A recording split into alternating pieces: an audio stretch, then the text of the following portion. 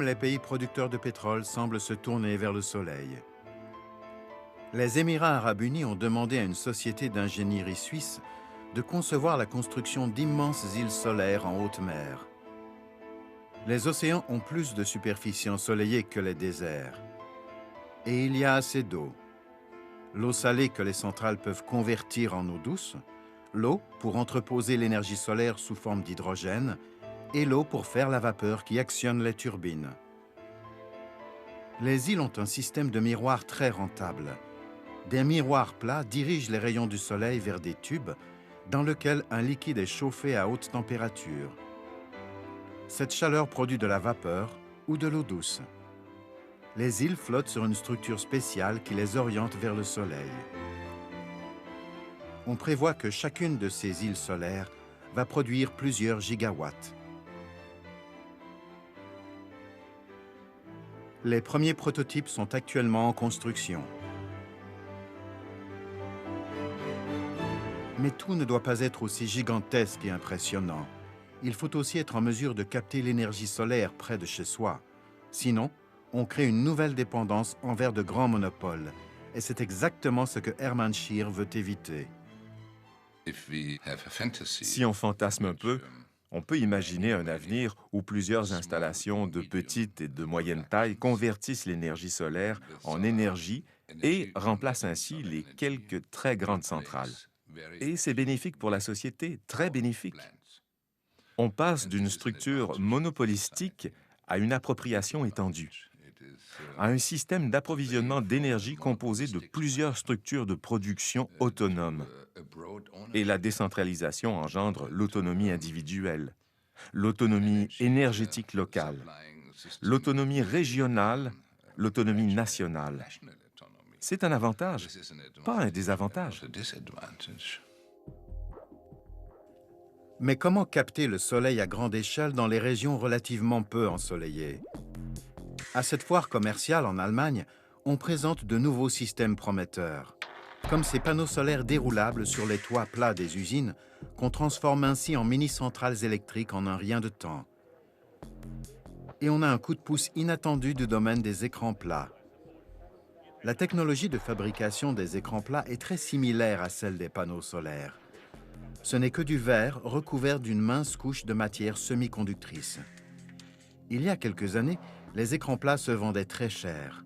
Maintenant, tout le monde en achète et ils se vendent 10 fois moins cher qu'il y a 5 ans. Or, si on peut fabriquer ces écrans, il est encore plus facile de fabriquer de plus grands panneaux solaires.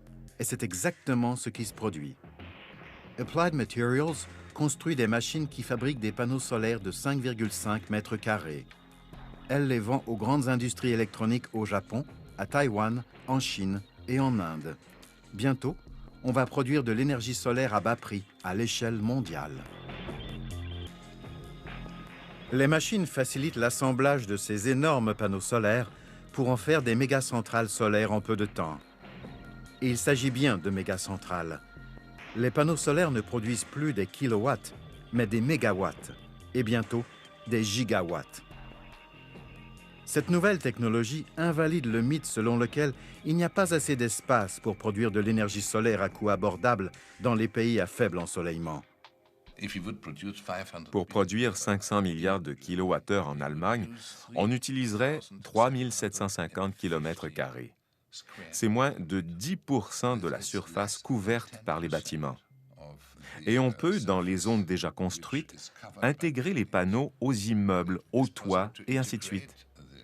Et on peut utiliser l'espace vertical, les façades des immeubles, pour produire de l'énergie électrique.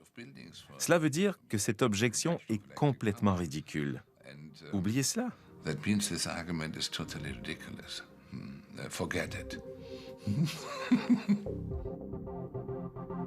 Il reste un dernier mythe. L'énergie solaire est-elle vraiment efficace?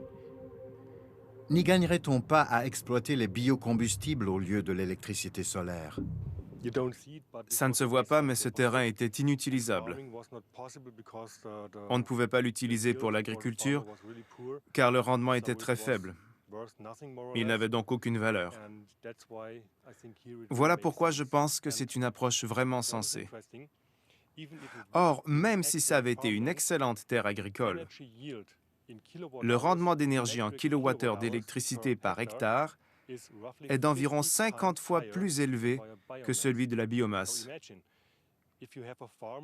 Imaginez, si un cultivateur y cultivait des plantes pour en extraire l'huile et la faire brûler dans un procédé de cogénération d'électricité, on aurait le 50e de l'énergie électrique. C'est incroyable, je sais, mais c'est 50 fois plus efficace.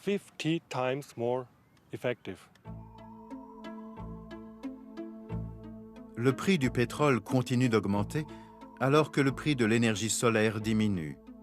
La technologie existe et l'industrie de l'électronique est prête.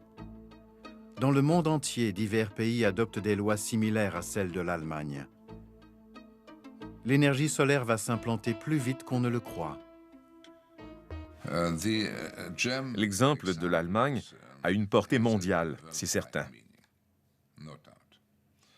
Cela encourage de nombreux gouvernements, des politiciens et des initiatives libres, indépendantes. Des initiatives, des mouvements de la base, des organisations, des sociétés.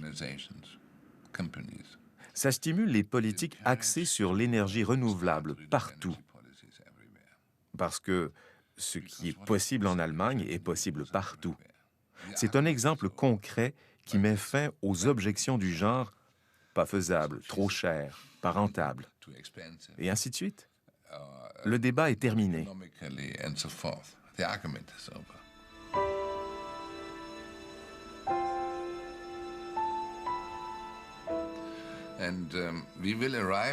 Avec la production d'énergie solaire à partir des cellules photovoltaïques au cours de la prochaine décennie et avec les nouvelles technologies de stockage, on va en arriver à des coûts moindres que ceux des réseaux conventionnels d'électricité. On va y arriver. Et qui va empêcher les gens de faire cela? Aucun homme ne peut faire cela. Seule une dictature peut faire cela.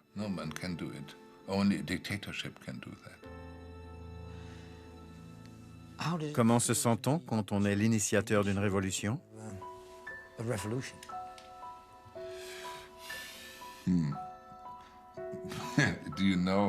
Vous connaissez peut-être cette phrase de Schopenhauer, un philosophe allemand du 19e siècle.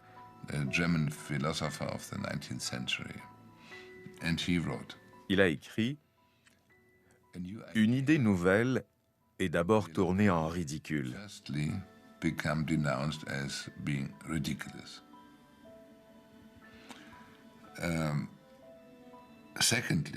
Puis, on s'y oppose vivement.